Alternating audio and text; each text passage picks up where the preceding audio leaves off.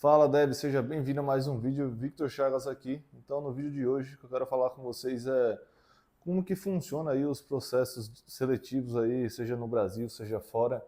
Já fiz inúmeros processos seletivos, já passei por inúmeras empresas, já declinei, já neguei, no caso, né, ofertas e espero que todos vocês passem por isso. Isso é algo natural, todos vocês vão passar na carreira de vocês. E eu quero dar um overview geral, ou seja, dar um panorama geral aí de como que são essas entrevistas, tá? Então, eu vou te falar que varia, obviamente, de empresa para empresa, mas o que eu vejo que acontece é o seguinte, tá? Primeira coisa, normalmente eu vejo que a maioria das empresas que ao menos eu fiz é dividido o processo em pelo menos 3 a 4 etapas, tá? Então, começa com uma conversa ali com o pessoal do RH, bem tranquilo, quando você estiver conversando ali no LinkedIn. Não fica muito preocupado, a pessoa vai te pedir ali algumas informações, como está no projeto atual, se pretende conversar, coisas bem simples, não é uma conversa nada técnica. Essa pessoa vai marcar uma conversa com você, também normalmente não é uma conversa técnica, pode ser sim que tenha algumas pinceladas, tipo, com o que você trabalha? Daí você vai falar, trabalho com Java, trabalho com Angular. Também, eu se fosse você, manteria o máximo a calma. Qual que é a ideia na primeira etapa? Ser uma pessoa normal, o mais calmo possível, sem muito estresse, e é isso, tá? Na segunda etapa, varia de empresa para empresa, tá? Eu já fiz conversas técnicas sem ter teste técnico, ou seja, eu fui lá e conversei com o gestor e com alguns devs, por exemplo, a última que eu fiz, tinham 3 devs e o gestor. Se você já tiver acostumado com entrevista, eu fiquei bem calmo, dei risada. Vocês têm que levar a vida de vocês um pouco mais leve, gente. Não levem tão a sério, sabe? Se vocês não passar nessa entrevista, vocês vão passar em outras, cara. E existem empresas para dar com pau aí, existem empresas para tudo quanto é lado, cara. E eu tenho certeza que se você não passou nessa, tem algo muito melhor aí esperando vocês, tá? Então vamos lá. Nessa entrevista aí, o cara me fez pergunta de tudo, desde a minha carreira, da minha experiência, o que eu já fiz, o que eu não fiz, tecnologia que eu trabalho, pretensões futuras no sentido de se você tivesse que trabalhar com outra linguagem, seria ok para você? Eu falei que sim. No caso, eu sou tech lead hoje, então ele me perguntou, tá, nesse projeto a gente já tem um tech lead, seria ok para você voltar a ser só um dev? Eu falei sim. Então você pode ver que tem uma mesclagem de onde que eu tô, o que que eu faço e o que que eu vou vir a fazer se eu passar nesse processo, tá? Então, a parte técnica lá, a gente falou de tudo, falou sobre arquitetura, a gente falou sobre AWS, sobre cloud, escalabilidade, elasticidade, que são coisas que é pedido para o cargo que eu estou hoje, tá? Se você é um desenvolvedor júnior, fica tranquilo, cara, vão te pedir coisas de júnior. Se você é pleno, vão te pedir coisa de pleno. E se estão te pedindo coisa muito avançada, cara, relaxa, mano, a culpa não é tua, a culpa, sinceramente, é da empresa e não tem muito o que você fazer, tá? Só que uma coisa eu posso te adiantar. Se você é júnior, você sabe responder perguntas de pleno, porque essa deve ser a sua meta. Eu sou júnior hoje. Mas se o cara me fizer diversas perguntas de pleno, eu já sei responder. Então, se você tiver essa habilidade, tiver esse requisito, eu te garanto que você começa a se destacar como júnior e você vai passar em tudo quando for de júnior, tá? Eu, se fosse você, não perderia os próximos vídeos, porque eu quero falar exatamente como você se destacar se você é um júnior. Porque eu percebo que está bem difícil das pessoas conseguirem entrar na área e eu vejo muita gente reclamando sobre isso, tá? Então, voltando. Nessa conversa aí, teve essas conversas técnicas e não teve mais nada. Foram 2 conversas, tá? Conversei uma com o RH e essa conversa técnica. Eu até perguntei para eles, não tem teste técnico, coisa do tipo, e não. E eu realmente acho que depois de um certo nível de senioridade, quando você já tem mais experiência, teste técnico não vai fazer muita diferença, tá? Porque agora eu vou falar os tipos de teste técnico, tá? Vamos encerrar esse assunto. Só para te falar, para você ficar mais calmo, nessa entrevista eu não passei, tá? Não fui selecionado. Na verdade, eu achava que não fui, e eu acho que depois de 2, 3 semanas abriu outra vaga, e daí eu fui indicado por esse gestor. Então, eles preencheram a vaga como desenvolvedor, mas mesmo assim me indicou e perguntou se eu tinha interesse. Só que eu tinha acabado de ser promovido, e naquele momento não tinha qualquer interesse, tá? Então, por isso que eu digo, cara, se você não passou agora, relaxa. Eu entendo que às vezes vocês estão ansiosos, cara, eu entendo, todo mundo é humano, é difícil e tal, mas se você relaxar, levar as coisas mais de boas, vai ser melhor para você, tá? Eu sei que isso é muito mais fácil falar do que fazer, mas confie em mim. Então, voltando. Nas entrevistas técnicas, a gente tem alguns tipos de entrevista técnica. Eu já fiz entrevista técnica de desenhar a solução sem o código. Imagine que o cara vai te perguntar lógica de programação. Só que ele não quer uma lógica de programação no código. Ele quer que você explique sua solução, nem que seja desenhando. E foi o que eu fiz. Então eu abri o ScalaDraw e fui desenhando. E o legal, a gente foi discutindo a solução. Então ele foi perguntando, tá, mas será que vai dar certo? E ele vai perguntar edge cases. Edge cases são casos muito específicos, que se você não tratar, vai dar ruim o seu código.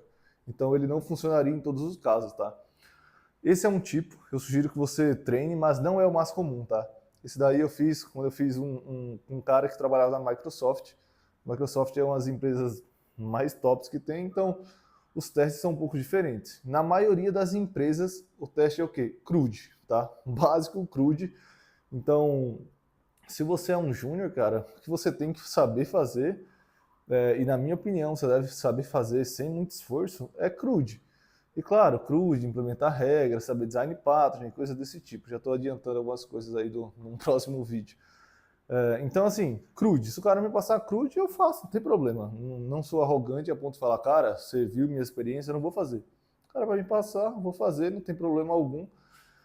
Normalmente o pessoal passa alguns sistemas, já fiz sistema de pedido, né? Não consigo lembrar de outros, mas já fiz sistema de pedido, já fiz alguns front-ends também que já me pediram. Quando eu trabalhei para a gringa, me pediram, por exemplo, um teste técnico de back-end e me pediram um teste técnico de front-end. Eu fiz os dois e fui aprovado. E mesmo assim eram coisas simples, como cria uma aplicação Angular que use componentes assim, que use two-way data binding, que use isso, que use aquilo, que use isso. E daí tem uma lista de requisitos que é parecido com o que você teria no seu dia a dia no trabalho, tá? Esses são, eu já falei, dois tipos, uma que eu desenho a solução. Tem também o terceiro tipo, que eu já participei, só que não desenhando a solução, que se chama whiteboard, só que eu não fiz whiteboard, que seria o quadro branco, porque foi só conversando. O cara me fazia perguntas, por exemplo, como que a gente pode gerenciar se o usuário está logado ou não? Aí eu falei, a gente pode utilizar Redis aqui, a gente coloca a sessão aqui, entendeu? Enfim, tem inúmeras soluções que dá para você utilizar. Enfim, tem essa aí que é o whiteboard. Se você não conhece, pesquisa aí no Google para você entender. Só que, voltando, eu acredito que se você é júnior e pleno, você não vai ter whiteboard, tá? E a primeira que eu falei também, não acho que é muito comum. Normalmente vai ser CRUD. E eu acho que você pode sim ter perguntas relacionadas à arquitetura e sistemas distribuídos, tá? Não nada super, hiper, mega complexo, mas eu acho que você pode vir a ter. O quarto é o seguinte, são perguntas do LeetCode. LeetCode, gente, mesmo os problemas simples, se você não tiver uma boa base de algoritmos e estrutura de dados, mesmo que está escrito lá easy, não vai ser tão fácil, tá? E mesmo que você resolva, de novo, você pode resolver, mas não vai ser da maneira mais eficiente, tá? Porque quando empresas que eu chamo de top tier, são as empresas mais top, mais foda que tem, quando elas te passar esse tipo de teste, elas vão te perguntar, tem como otimizar? Essa é a forma mais otimizada? Tem como a gente ocupar menos espaço na memória? Tem como a gente performar melhor? Entendeu? Então, quando tem esse tipo de teste, é importante você ter uma base boa. Só que esse tipo de teste não é muito comum, vai ser em empresas como Microsoft, Google, Apple, Amazon, Uber, empresas realmente muito foda em tecnologia, tá? Onde eles realmente querem engenheiros de software. E se você se considera um engenheiro de software e você não sabe o que é uma árvore binária, o que é uma árvore, você não sabe o que é busca binária, o que é um hash set, o que é um dicionário, você não sabe nada disso, cara, eu sinto te informar, mas você pode ser tudo, mas você não é um engenheiro de software, tá? Só para você saber. Então, resumindo, no vídeo de hoje é isso. Basicamente existem esses 4 tipos de entrevistas. E o que eu faria se eu fosse você? Entenda onde você está e foque na coisa certa. Se você é júnior, o que você vai focar? Na minha humilde opinião. Primeiro, fazer o CRUD muito bem feito.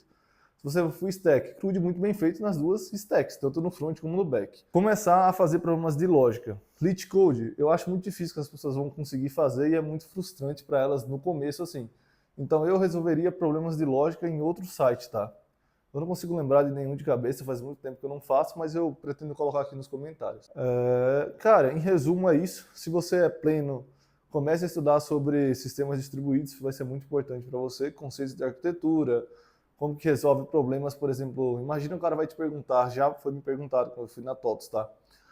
O cara me perguntou sobre como que eu faço, imagina que eu tenho um sistema distribuído, cada sistema tem um banco de dados, e eu fiz uma transação. Só que essa transação, imagine que eu tenho 5 serviços, tá? 5 serviços assim.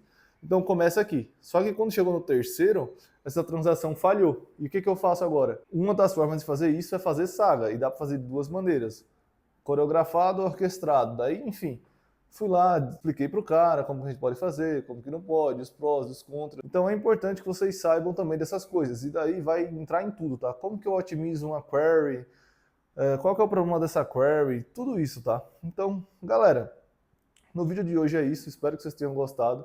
Manda pro seu amigo aí que tá começando na área, quer saber como que são as entrevistas. Deixa aqui nos comentários o que você quer que eu venha aqui falar, discorrer sobre. E é nós, estamos juntos, é só o começo. Até o próximo.